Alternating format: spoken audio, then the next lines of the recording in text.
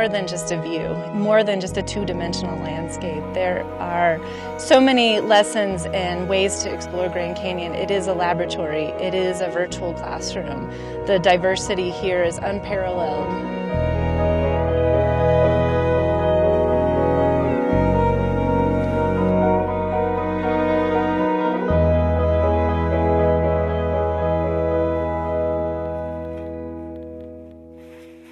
There's a huge landscape that is just begging to be explored, and it really just takes a moment to stop in a side canyon or sit under the trees and really get to know all the things that this landscape has to offer.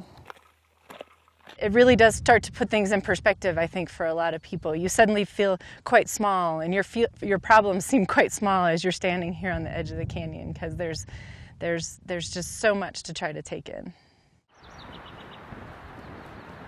In Grand Canyon, you'll find a whole host of environments, everything from cool fir forests to hot, dry deserts, riparian zones, and over 1 million acres of wild landscape that have been the stage for human exploration and inspiration for generations.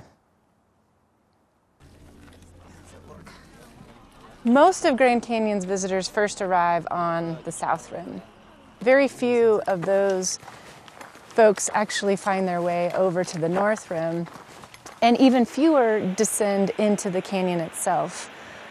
Statistics tell us that only about 5% of our visitors actually will drop down below the rim. These folks arrive at the canyon and they find their way to the first viewpoint. They look down into this two-dimensional landscape and feel that they have experienced Grand Canyon.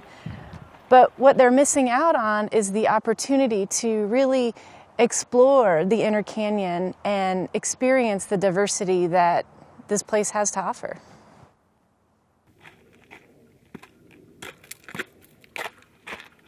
This park has a broad elevational change. So as you descend into the canyon, for every 1,000 feet, you actually gain 3 to 5 degrees Fahrenheit.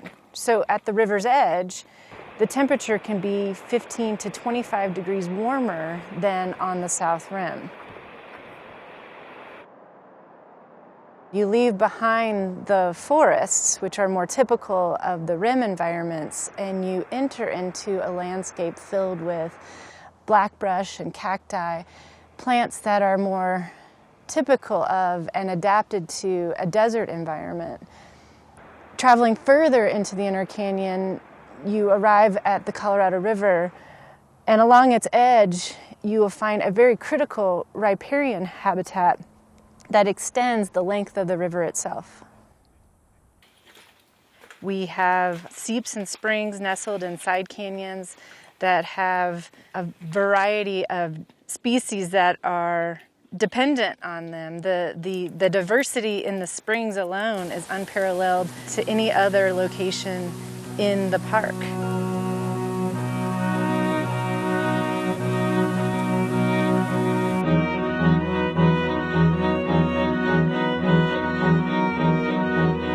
Almost 94% of the park is proposed wilderness.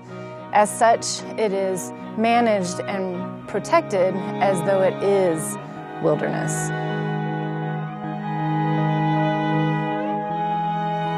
In Grand Canyon's wilderness, you won't find cars. It's a roadless area where natural quiet is protected.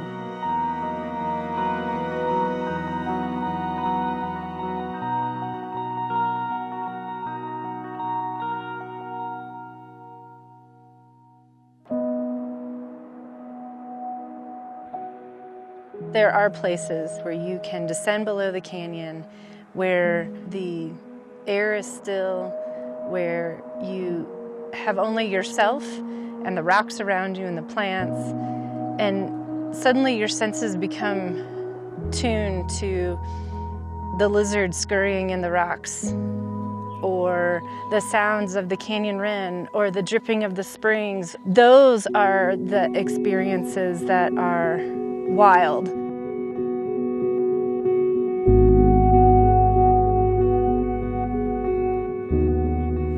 Evidence of human life in Grand Canyon extends back thousands of years. Some of our first explorers arrived on the rim, peered down into the canyon as so many people do today, but they saw it as an impassable chasm. They saw it as lifeless, undesirable, a place that no one would ever visit intentionally. These expeditions opened up the opportunity for artists and photographers to capture the imagery of Grand Canyon and share it with the nation and ultimately the world, which really helped to bring about our appreciation for the scenic value of this landscape.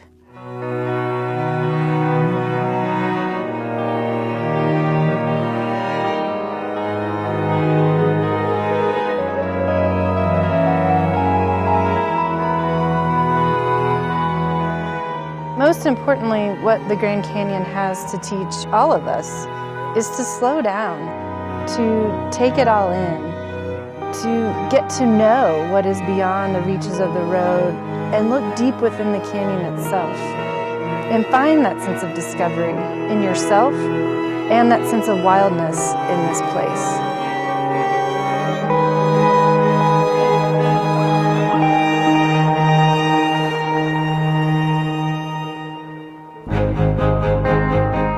It's the canyon itself that brings together the human history and the science.